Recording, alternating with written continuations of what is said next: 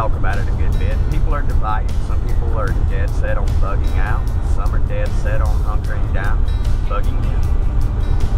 Well, I guess if you've got 10 years of wise survival food in your basement, you're going to want to hunker down and you're going to want to bug in. And definitely, in my opinion, that's your best option. But it all depends on where you're at in your situation. So what's right for me may not work for you. I live in the country. I'm not in the middle of New York City or LA or any other large city like that. I don't have a million people in a 2 square miles, 3 square miles. I don't even have a million people in a third of my state.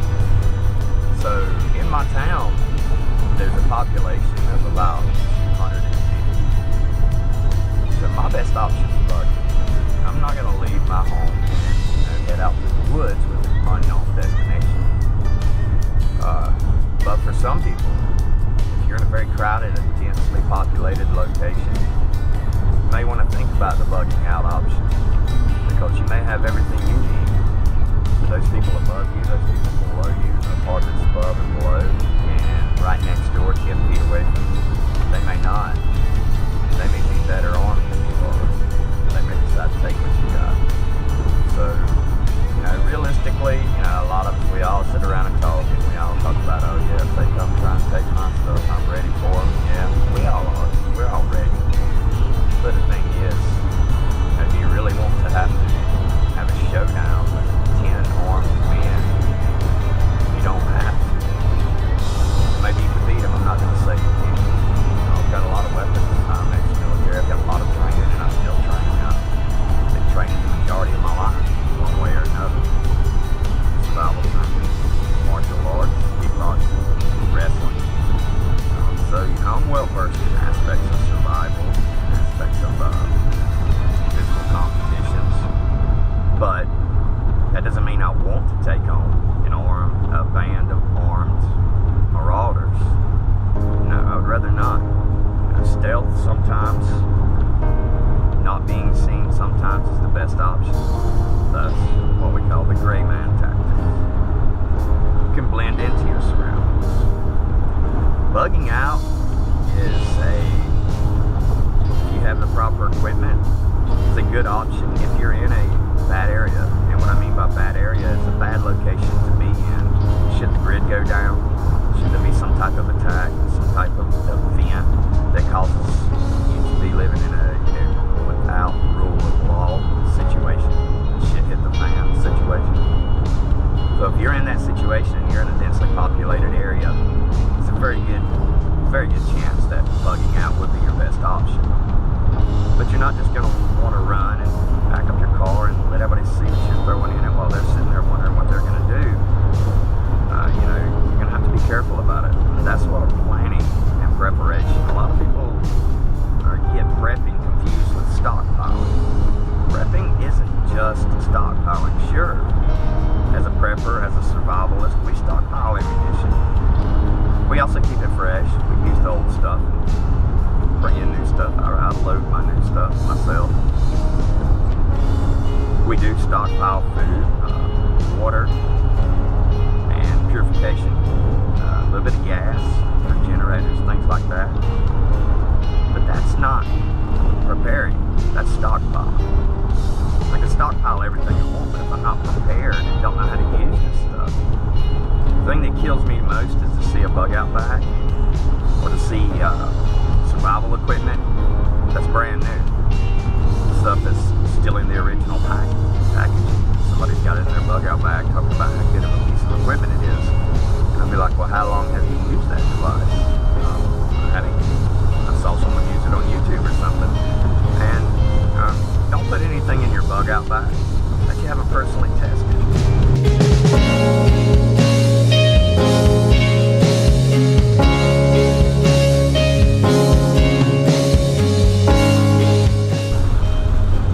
You're going to want to make sure that you test every item you put in there.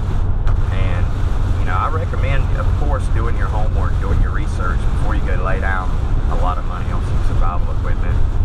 Because you can spend a lot of money on devices you'll never use. Devices that seem handy, but that'll never come in handy and that you'll never actually use.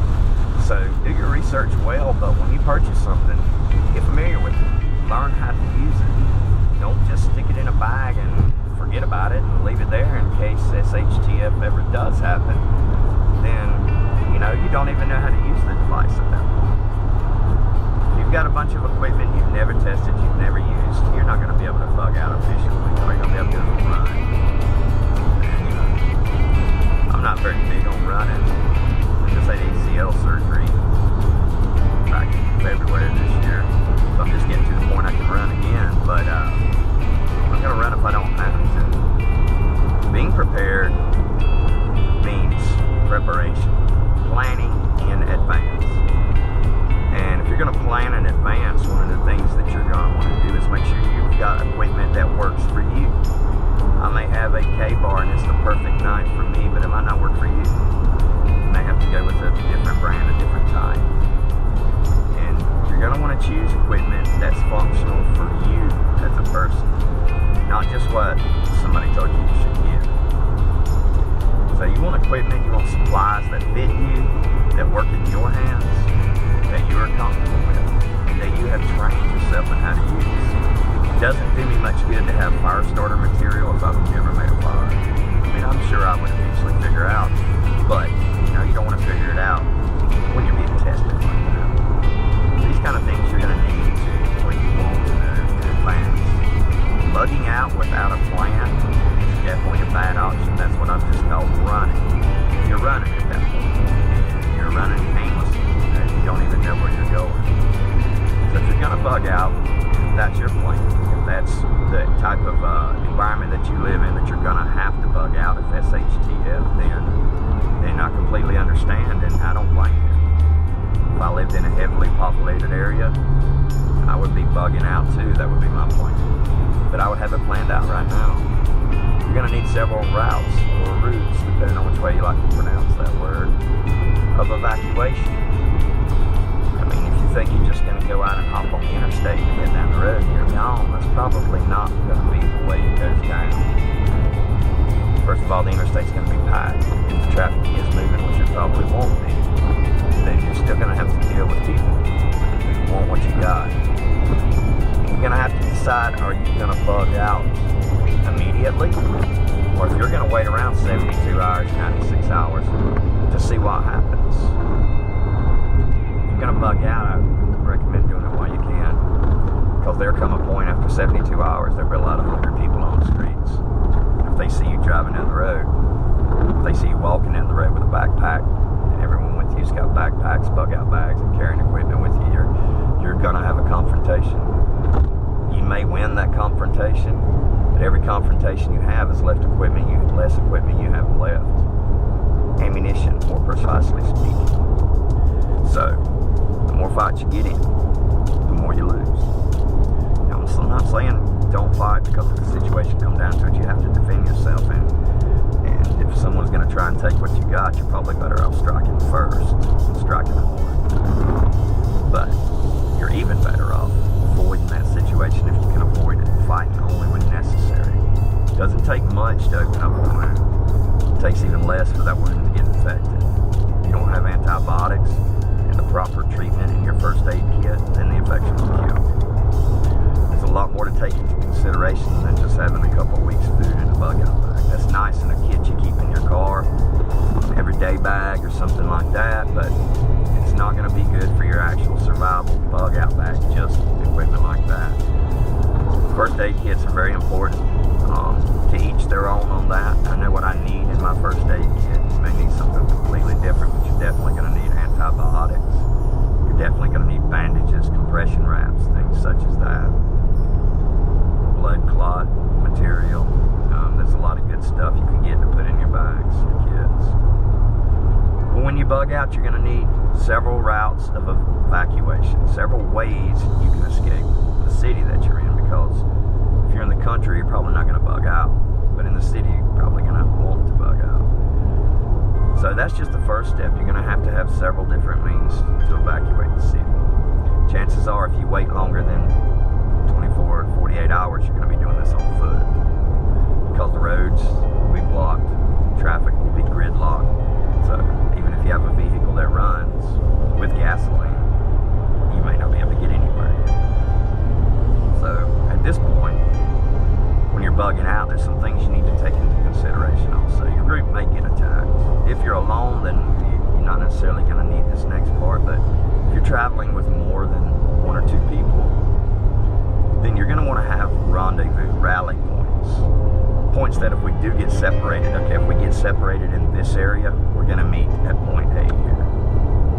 Have it marked on your map, or memorize it would be the best thing, because if somebody gets a hold of your map, they know where the rally point is. So you need rally points for every different route that you might take evacuating the city. So that way, if you do get separated, if anything does happen, you have a place that you already know with the people in your group that you will meet back up at. After that, you have to think about your equipment, your preparations, your preps, the things you're going to take with you if you are bugging out. Weapons is definitely at the top of my list. You're going to need a good rifle and a good pistol at the bare minimum. Pistol you can carry on your side, your rifle you're going to have in your hands at all times, most likely. I recommend a good, reliable weapon. I wouldn't get anything too fancy, but you know, to each their own. I like the AR-15 platform, but I know the platform very, very well. I can build them with my eyes closed, so it's nothing for me. I know what kind of replacement parts I can use from other devices if my AR fails me for some reason. So I'm well versed, and I really like my AR platform, so I'll stick with those for me and the people in my group. My preference for pistols, Brownings, Glocks, you can't go wrong. Glock is in my bug out bag. Browning is in where I carry with me. But the Glock needs little maintenance. They are very high performance guns, and what I mean is they can handle high stress. They can handle multiple hundreds of rounds before you see any time you have to clean it or anything. Very reliable, very accurate pistols too. The Glock 21, got a couple of them, but mine, I like it a lot. At close range, you know, within 10, 15 yards, it's put bullets through the same holes and getting real close to 20 yards. Anything further than 20 yards, I'll be using my AR. So, weapons are important. Also, a fixed blade knife. A strong, sturdy fixed blade knife. I'm not talking about one of these cheap $10 Walmart knives.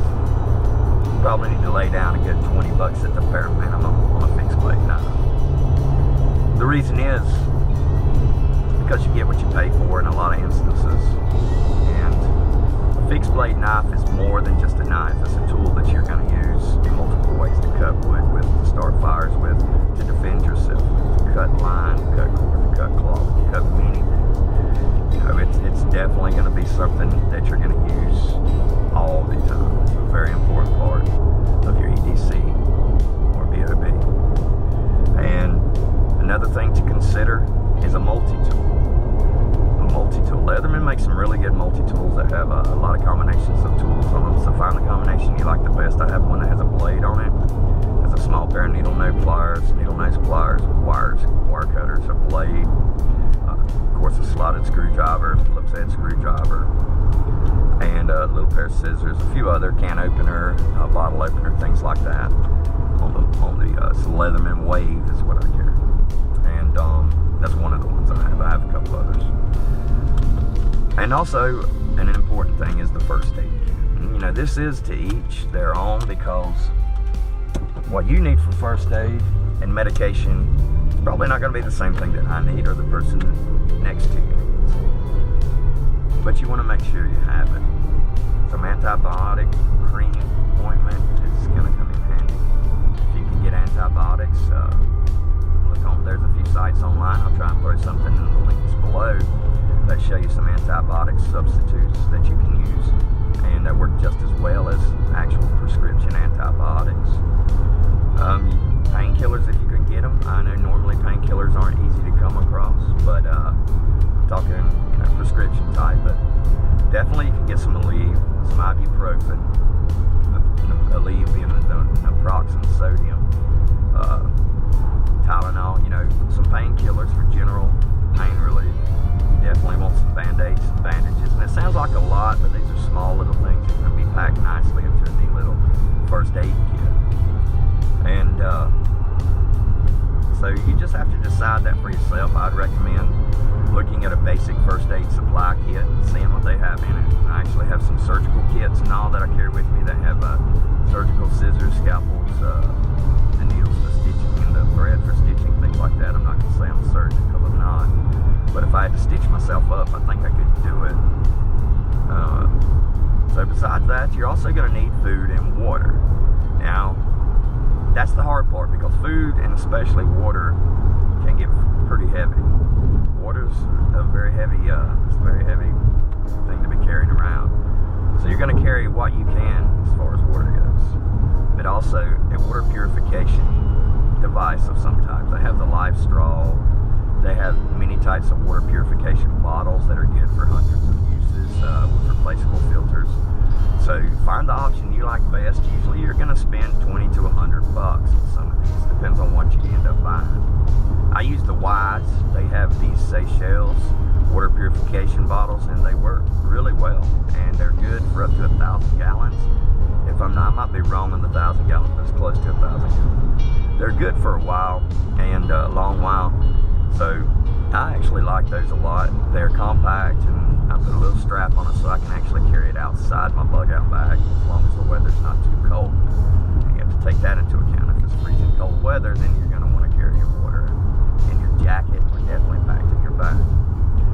Food, canned goods are good if you're bugging in, but if you're bugging out, you're going to have to look at alternate food sources. The MREs are lightweight, they're compact, and they're fairly cheap.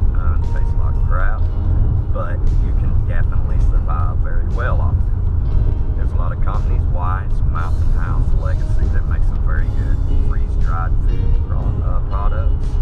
A lot of this food is deoxygenated so that it tastes really good. You replenish it with H2O. And I know Wise, I've got a lot of experience with Wise. I really love their product. And one of the benefits to Wise is it's recommended that you boil your water, but in a survival situation, you may not always be able to start a fire. You may not be in the proper conditions to start a fire. If it's pouring down rain, you're not going to start a fire. And if you have enemy nearby, you're not going to start a fire because you don't want to give away your position. So,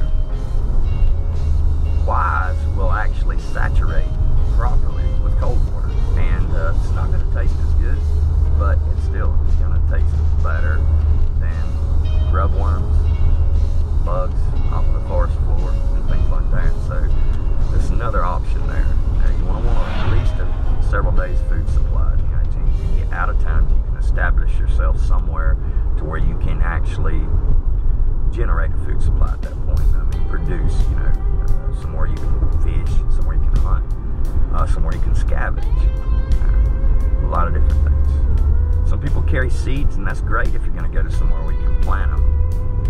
I do have a lot of seeds stored up, but I don't plan on leaving my area unless it just becomes too hostile to stay. So some more things you're going to want to consider putting in your EDC or BOB is a light of some type, because light is really, really handy, especially when it's dark. So you're going to want some type of flashlight.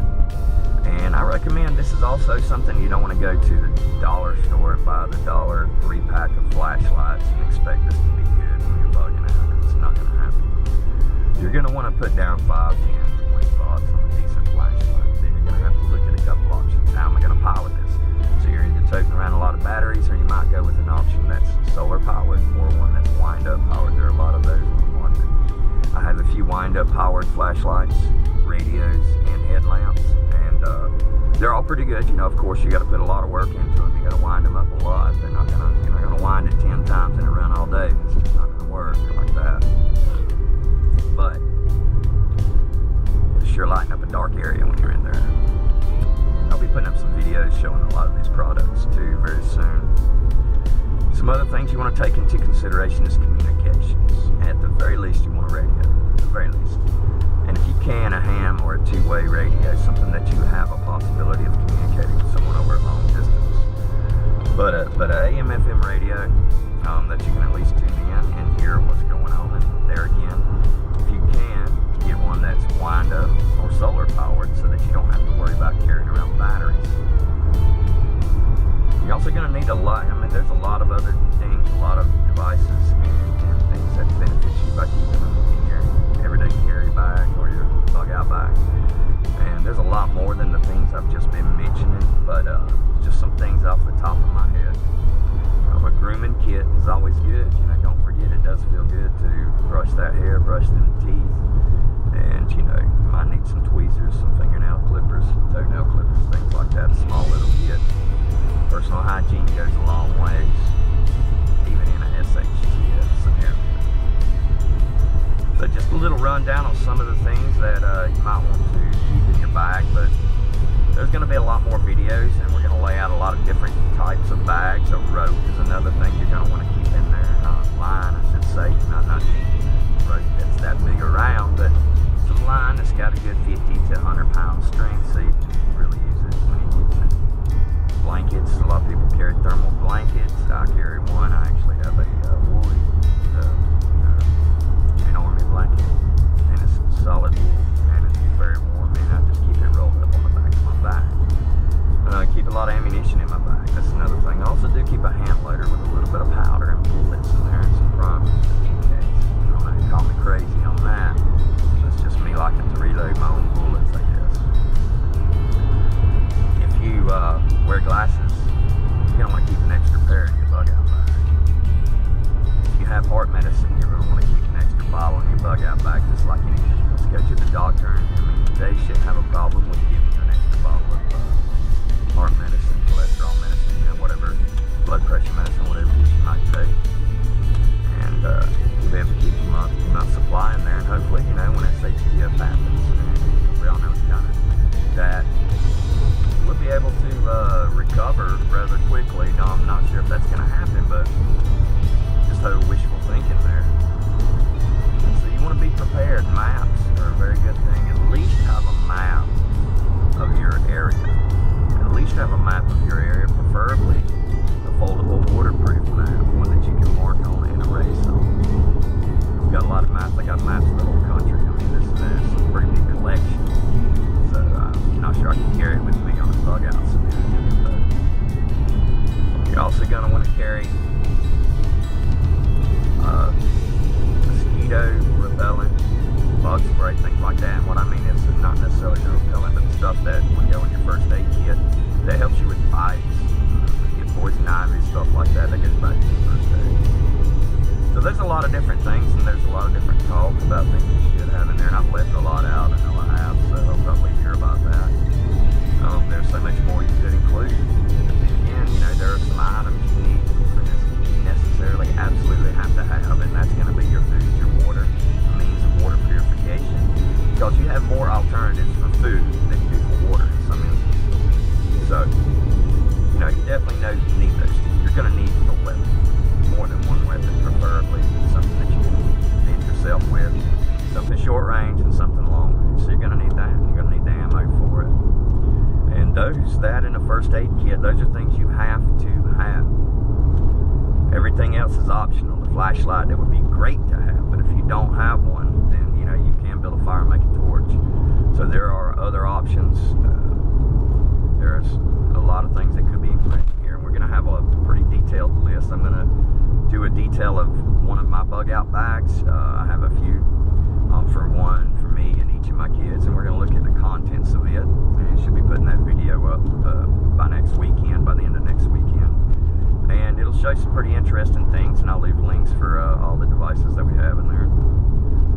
But bugging out versus bugging in, if you're bugging out, be ready. We don't just mean have a bug out bag. I mean, you definitely need one, but be prepared. Know your route, know which way you're going, know where you're going to rally at, know where you're going to.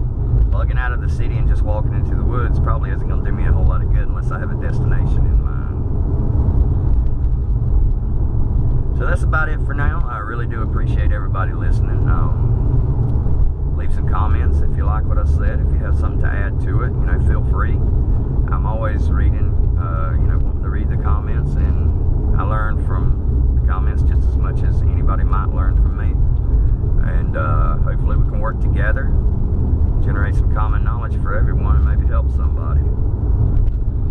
So I hope everybody has a good day, and Serious Survivor out.